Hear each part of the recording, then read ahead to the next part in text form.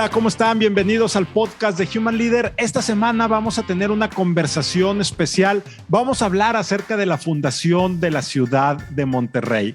Este es un tema que ya el año pasado también lo conversamos, lo platicamos y que sigue levantando mucho interés, sigue levantando mucho gusto. Y para este episodio, para el día de hoy, tenemos a un historiador, un súper experto en la materia.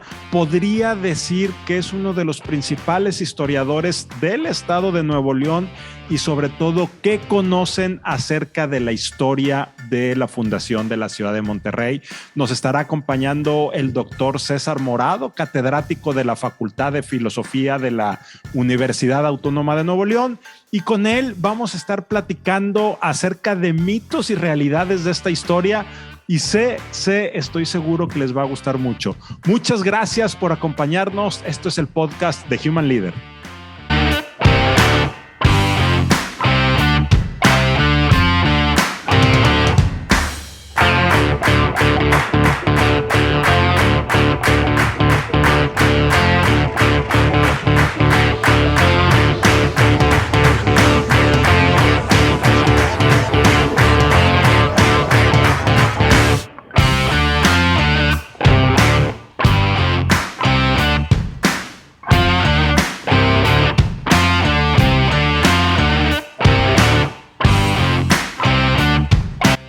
Hola, ¿cómo están? Bienvenidos nuevamente. Doctor César Morado, un gran honor tenerte aquí con nosotros el día de hoy.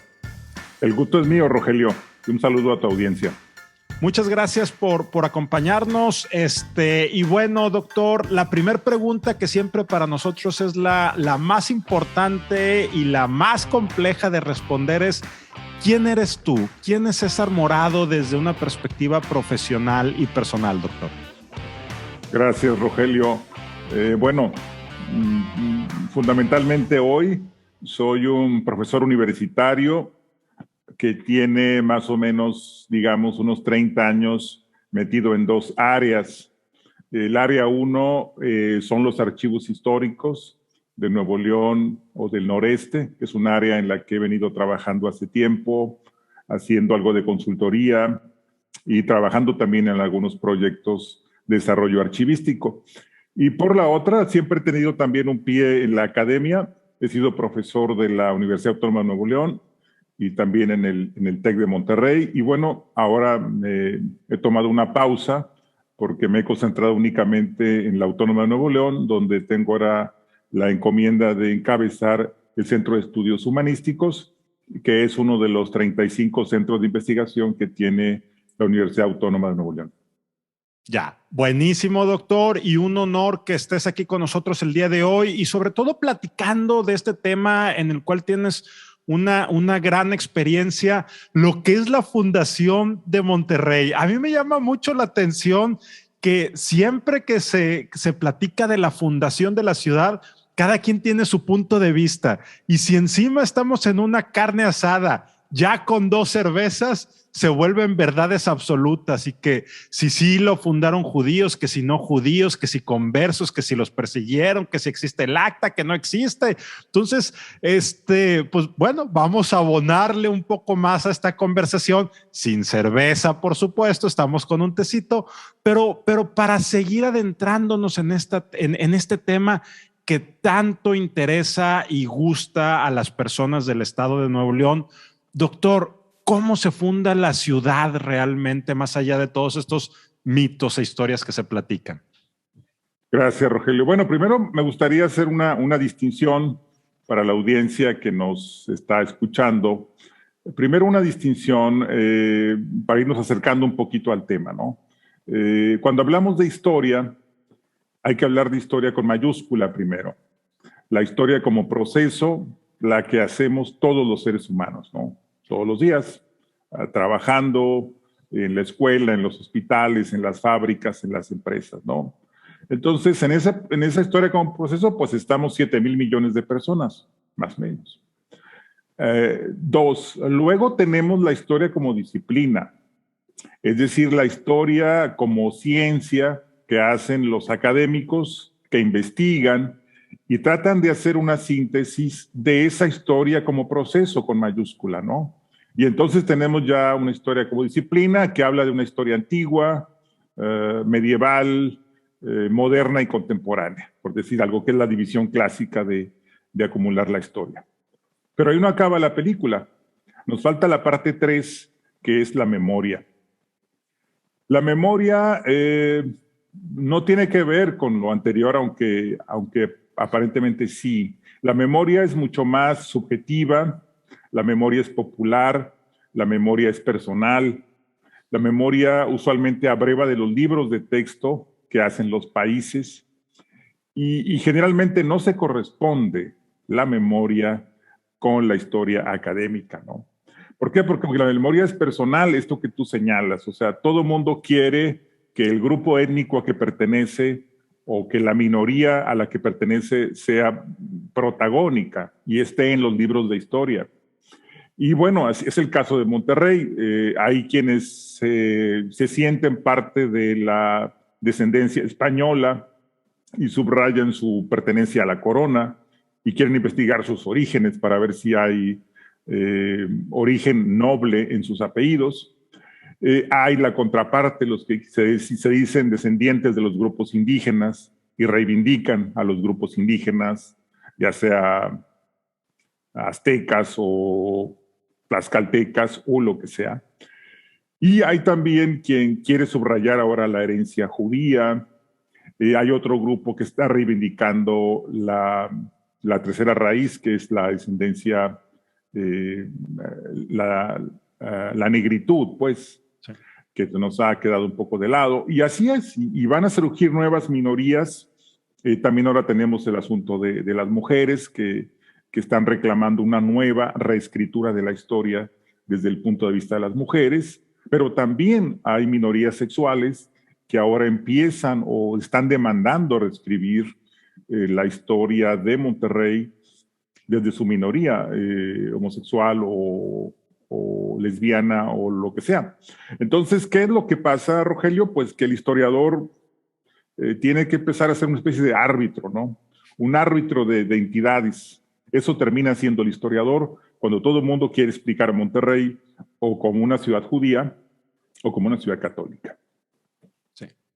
Y desde esa perspectiva, entonces ya ves que se dice que si llegaron un número de familias y luego que si eran bandoleros y que si venían huyendo y que eso se refuerza porque se funda en Monterrey, habiendo aquí bastante cerca lugares que eran mejores desde perspectivas de clima, de agua para fundar. Entonces, si tratáramos de entrar desde el punto de vista del árbitro y muy neutros, ¿qué podríamos ir armando? Ahora sí que lo que sea más cercano a la realidad con toda la subjetividad que implica lo que acabo de decir, doctor.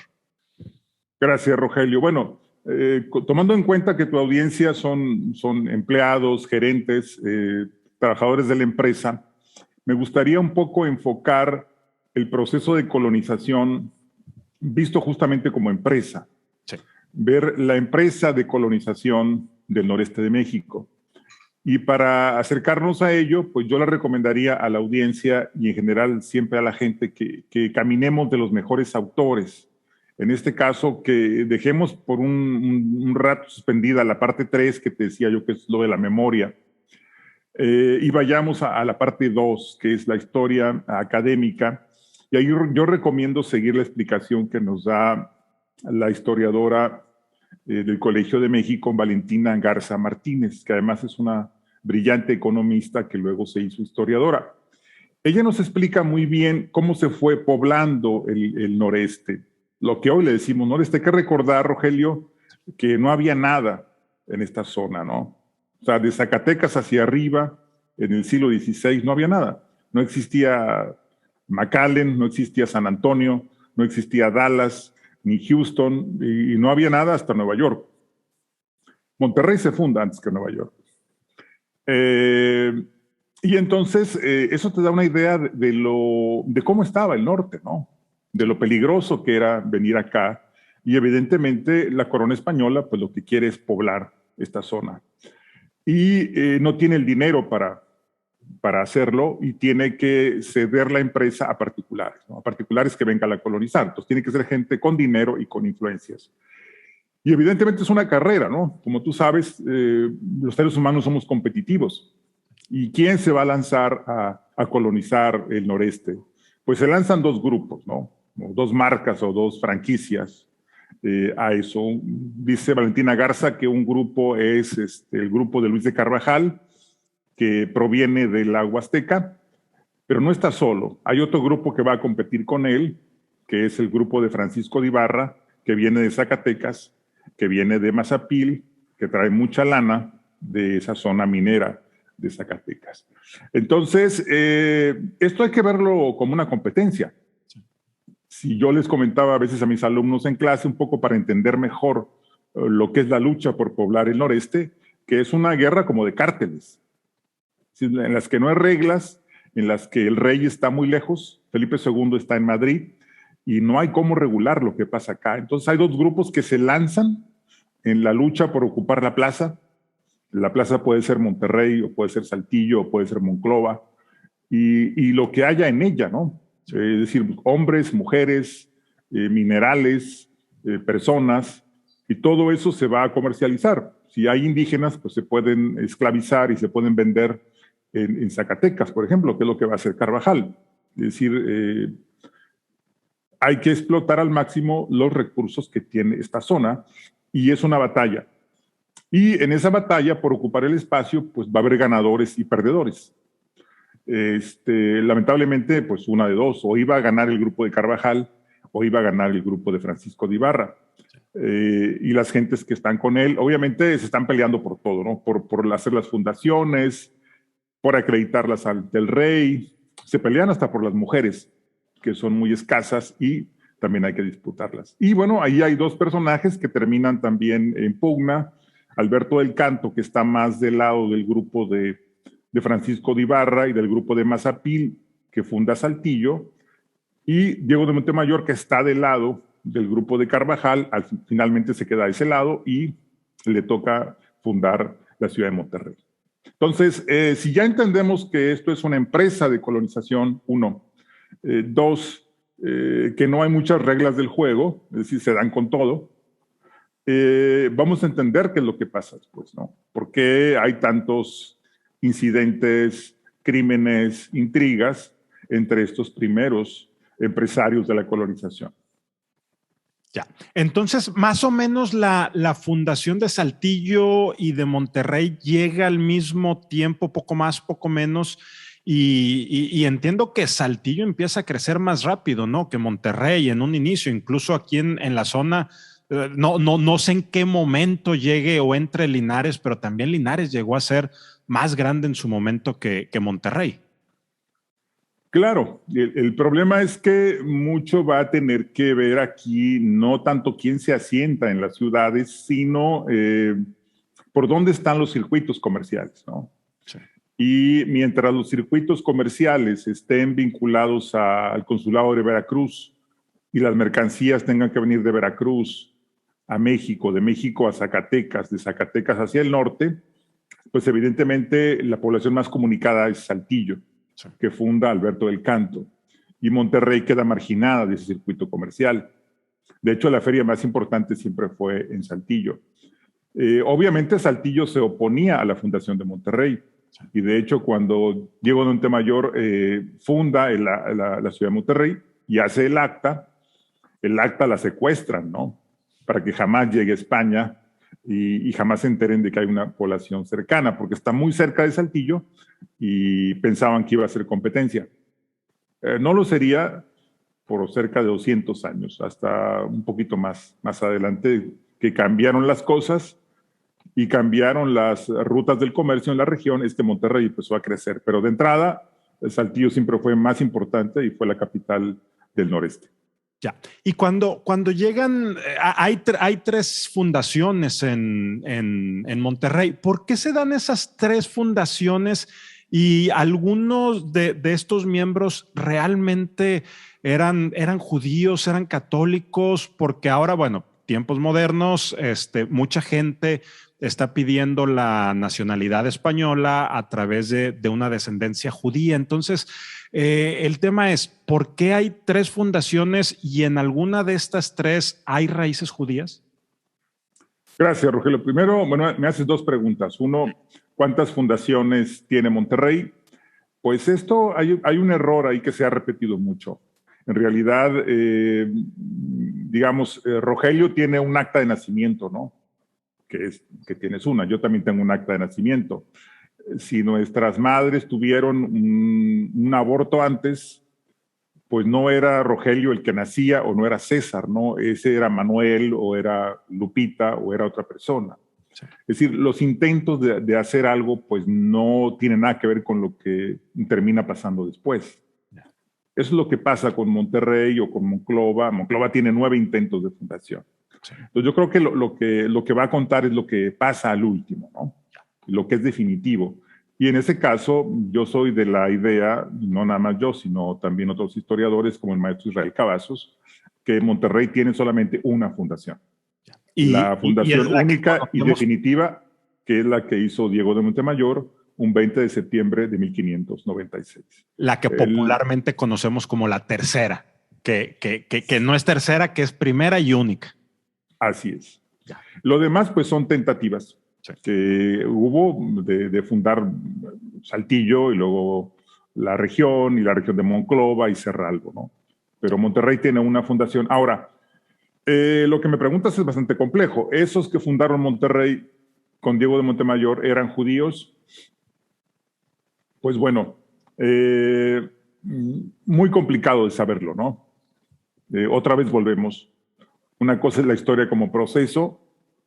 2, otra cosa es la historia como disciplina. Y 3, otra cosa son las memorias de las ciudades y de la gente y de los pueblos. Si vamos a la historia como disciplina, Diego de Montemayor funda la ciudad con 12 familias que efectivamente eran gente que había venido con Carvajal y que se habían estado dispersando. Pero es muy difícil comprobar realmente si el mismo Luis de Carvajal era realmente judío y qué tantos de sus acompañantes lo eran. ¿Cuáles serían las 2 formas de comprobar? Pues una sería la parte, digamos, jurídica del asunto, es decir, la parte de investigación genealógica. Y creo que por ahí se ha estado guiando la gente, ¿no? O sea, el asunto ha llevado a mucha gente de Monterrey, particularmente San Pedro Garza García, aunque también de Monterrey. De hecho, mucha gente de mi familia también está metida en eso, a acreditar la nacionalidad, buscar nacionalidad portuguesa o española por la vía sefardí, demostrando que son descendientes de Alberto del Canto, que ya fue reconocido como judío, por ejemplo. Entonces, el asunto consiste en acreditar, es decir, en encontrar papeles que digan que tienes descendencia judía. Y bueno, lo que pasa es que entre Rogelio y César y los fundadores de Monterrey, pues hay unas 12, a veces 13 generaciones, ¿no? Y bueno, mucha gente, pues felizmente ha podido comprobar eso y bueno, qué bueno que han logrado ese objetivo. Pero el hecho de que existan documentos que eres hijo de una persona, pues sabemos que no necesariamente corresponde con la realidad, ¿no? Sabemos que muchas veces, bueno, no quiero aquí bromear, pero eso nunca lo sabremos. O sea, todos tenemos un papá que nos dicen que es nuestro papá sí. Legal, ¿no? Pero no sabremos siempre si es el papá biológico. Sí. Y eso pues ha ocurrido siempre en la historia de la humanidad. Entonces, nos queda la ruta B. La ruta B sería buscar la parte genética, que esa sería la más certera. Y eso se puede hacer con ADN, pero yo todavía no he visto que tengamos evidencia de ADN, por ejemplo, de Alberto del Canto. El día que lo tengamos, por ahí están sus restos, también hay restos mortales de Diego de Montemayor, quizá pudiéramos tener una mayor certeza.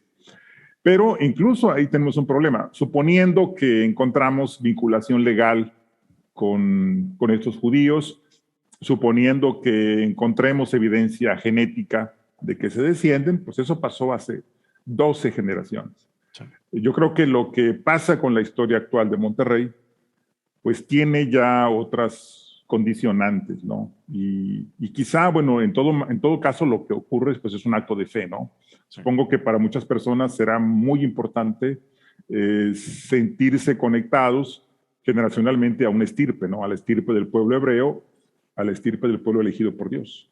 Ya.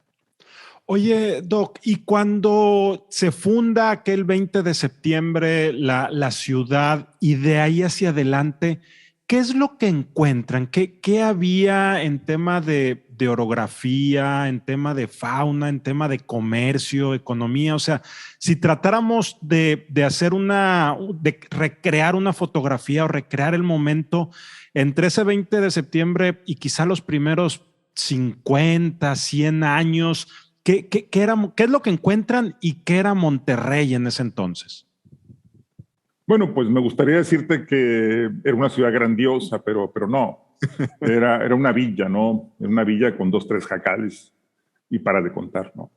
Es decir, aquí hay 3 cosas, Rogelio. Una cosa es la fundación del nuevo Reino de León, que esa la hace Luis de Carvajal. Uh-huh. Logra que el rey Felipe II, ni más ni menos que uno de los reyes más importantes en la historia de España, le firme una capitulación, es decir, un permiso para colonizar una región. Se la funda hacia 1579, ¿no? Sí. Ahí está, el nuevo, pero es una fundación de papel, ¿no? Es decir, el rey ya enuncia, exista algo que se llama el Nuevo Reino de León, pero no quiere decir que ya existió. En realidad va a tardar mucho tiempo en materializarse, ¿no? Número 2, hay un segundo momento en que Diego de Montemayor, ya viendo que fracasó Luis de Carvajal, y con esas intrigas que yo te comento, ya Luis de Carvajal ya está en la cárcel, acusado de judaizante. Pues ya se ha caído todo. Él rápidamente dice, bueno, pues hay que recuperar, lo que se pueda, buscar a la gente dispersa y fundar una ciudad. Y recluta a algunas personas que venían con Carvajal y fundan la ciudad de Monterrey.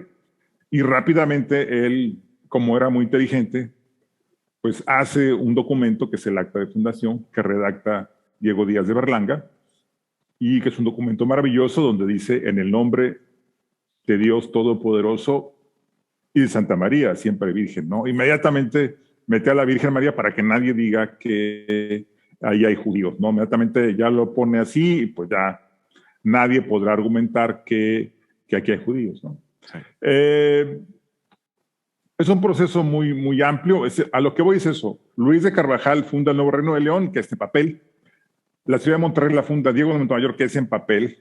Pero en realidad la chamba, como decimos en Monterrey, el trabajo de fundar la ciudad, de hacer la traza urbana, de trazar calles, de armar sembradíos, cosechas, jacales, la va a hacer un tercer personaje, que es Martín de Zavala, que llega de Zacatecas y es realmente, digamos, el fundador en los hechos de lo que sería hoy la ciudad, la base de lo que es Monterrey, aunque siempre fue una ciudad muy pobre y una ciudad, pues una villa, realmente, aunque con nombre de ciudad, y así lo fue hasta el siglo XIX, que ya cambiaron las cosas y que, bueno, esa es ya otra novela, ¿no? Oye, ¿y cuánto tiempo pasa entre esta fundación de papel y la llegada de Martín de Zavala? Martín de Zavala llega hacia 1624, 25, 26, y lo primero que hace pues es tratar de recuperar la capitulación que le habían firmado a Luis de Carvajal. Ya no está Felipe II, ahora está Felipe IV y se la ratifican. Le dan una nueva capitulación casi igual que la que le habían otorgado a Luis de Carvajal, y entonces él se empieza a trabajar, él tenía mucho dinero, tenía muchos contactos. Hay que recordar que en esa época ser gobernador no era por 1 año o por 3 años, ni era por elecciones, era por designación y era vitalicio, ¿no?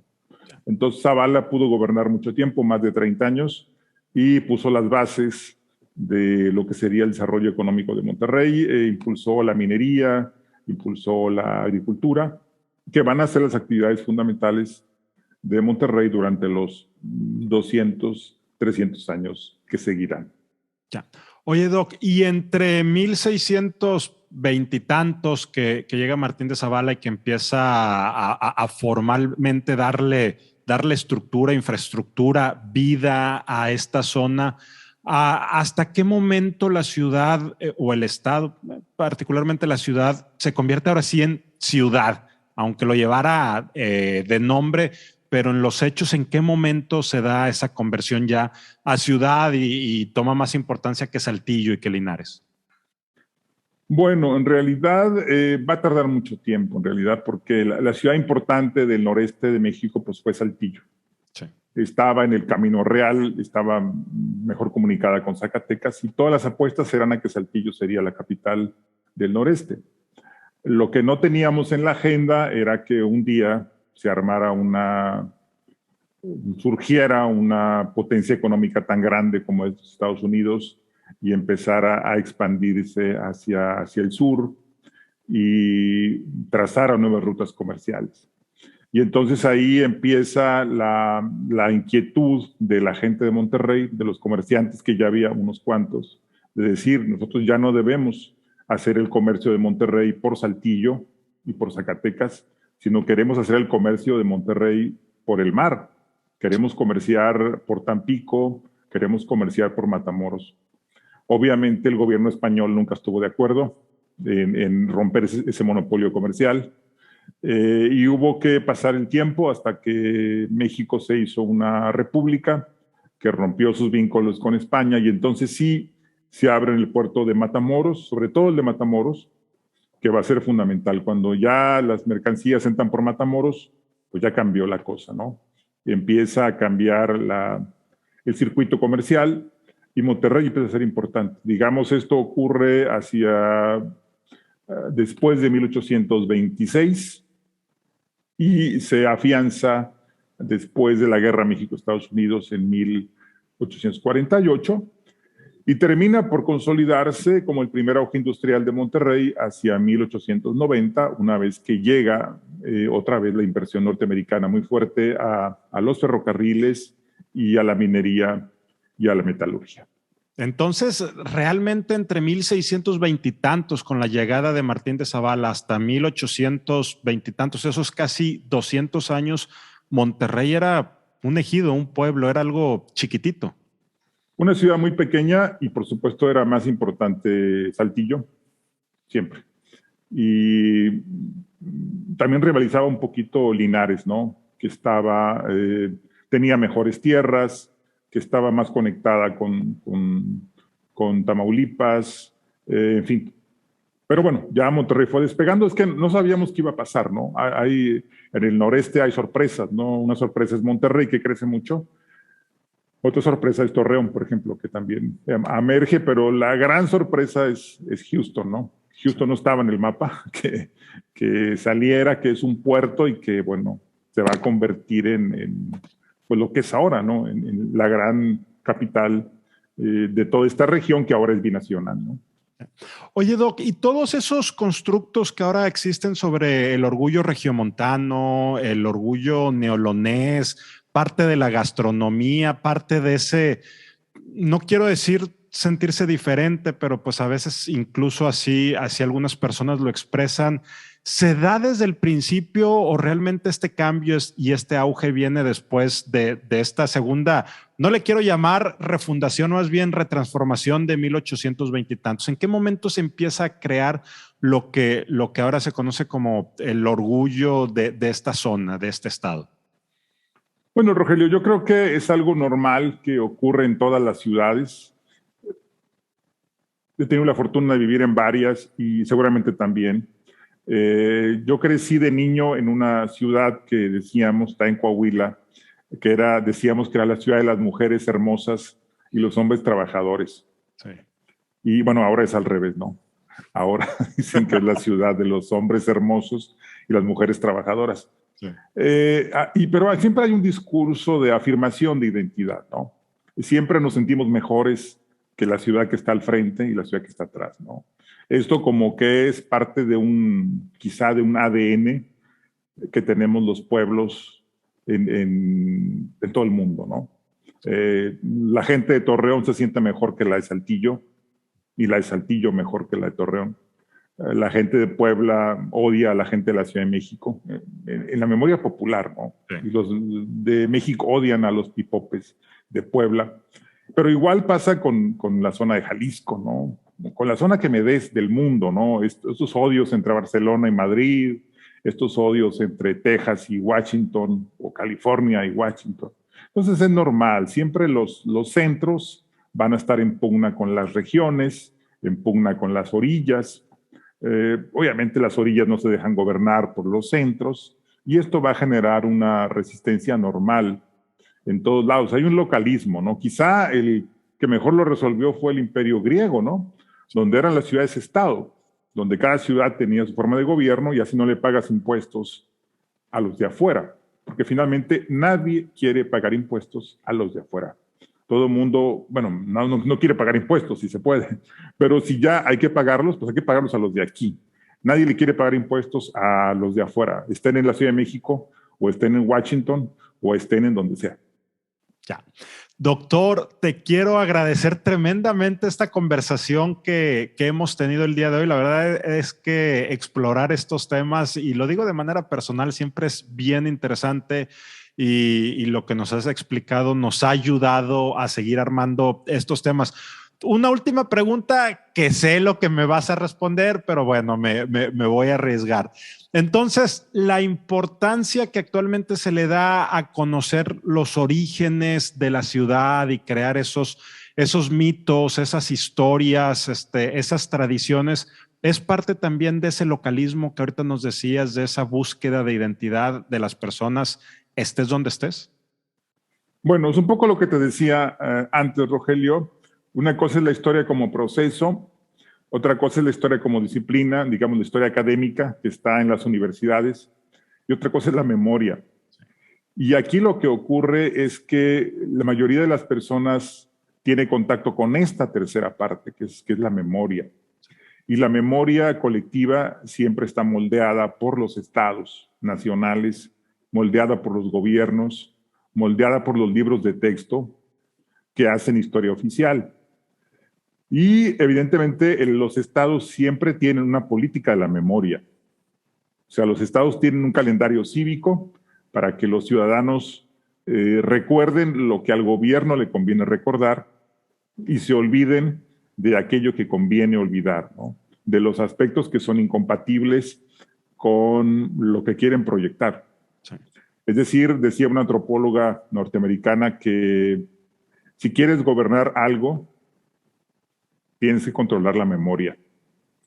La memoria es fundamental y eso los gobiernos lo saben muy bien y lo han utilizado. Entonces, la memoria sirve para cualquier cosa. Puedes utilizar la memoria para recrear una vieja herida del pasado, ¿no? Y decirle que todos morimos en la caída de Tenochtitlán y que fuimos víctimas y nos explotaron y ahora hay que rebelarnos. Eso si tú quieres vender eso, ¿no? Pero también puedes vender la caída de Roma, ¿no? O sea, ¿cómo es posible que cayó Roma, la ciudad de Dios, ¿no?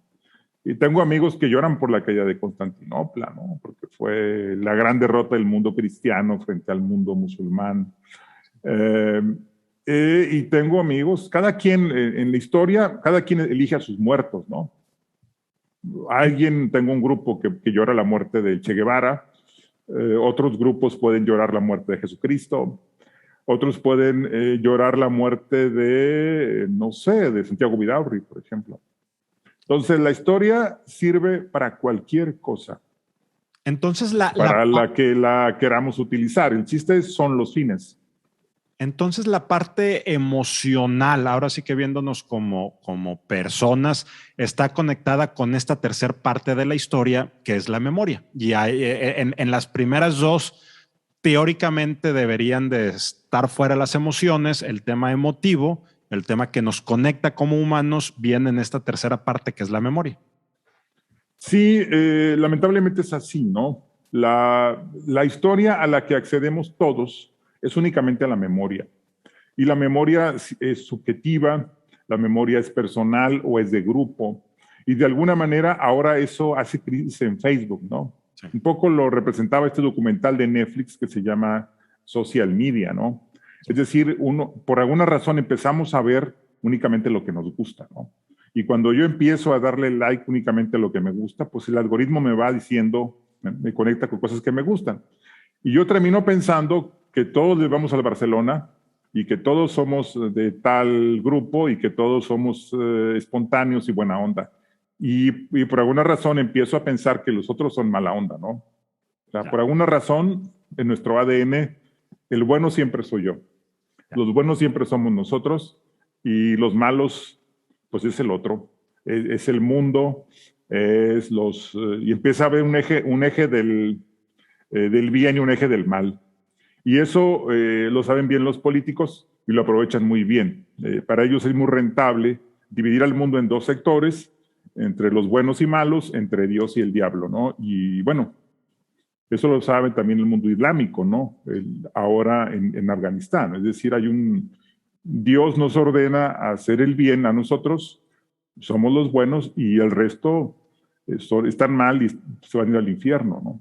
Entonces, esa lógica bipolar, esa lógica binaria, se maneja siempre, es muy efectiva para los políticos y hay que tener mucho cuidado los ciudadanos cuando nos creemos eso, ¿no?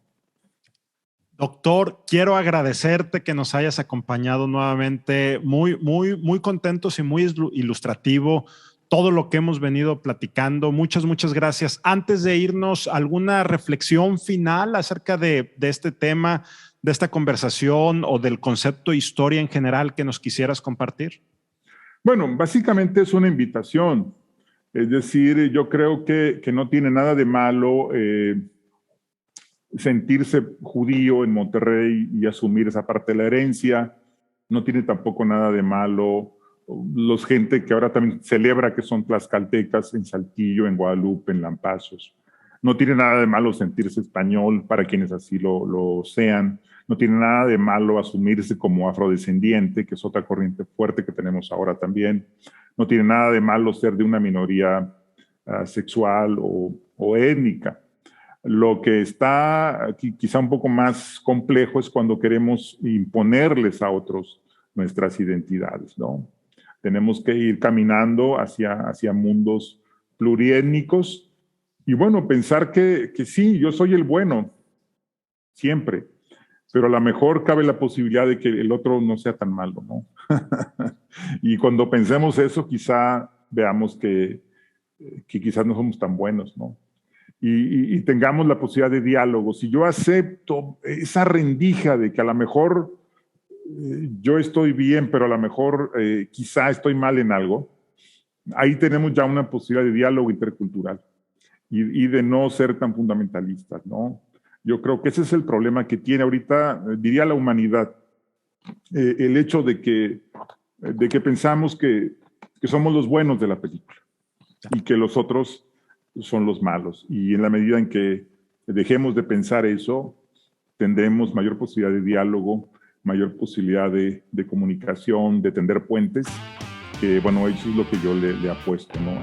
A dialogar con el otro, a entender sus diferencias, a entender por qué piensa así y no a condenarlo de antemano porque usa una kipá o usa una burka o usa barba, como en tu caso, que no pensar que por eso ya eres un rabino, porque traes barba larga. Dejar de lado los prejuicios y dialogar más. La humanidad nos cuesta mucho trabajo dialogar y bueno, creo que ese es el reto del siglo XXI. El asunto de las identidades está muy fuerte a nivel internacional. Muchas gracias, doctor. La verdad es que esta última parte me encanta y es muy poderosa porque es parte fundamental, ahora sí que de origen de esta iniciativa Human Leader, que es cómo legitimamos al otro, cómo entendemos que nosotros somos el otro de los otros y cómo empezamos a establecer en las organizaciones donde estamos los temas de diversidad y liderazgo multicultural. Entonces esta parte muy poderosa encaja en lo que nosotros estamos impulsando aquí desde Human Leader. Doctor César Morado, nuevamente te quiero agradecer profundamente que nos hayas acompañado el día de hoy. Que no sea la última ocasión. No, por supuesto, los micrófonos son tuyos y te tomamos la palabra y seguimos explorando muchos más temas de historia. Muchas gracias, Rogelio. Y muchas gracias también a ustedes por acompañarnos, por estar aquí con nosotros. Ayúdenos a compartir este episodio especial donde estuvimos hablando acerca de la fundación de la ciudad de Monterrey. Gracias y nos vemos la siguiente semana.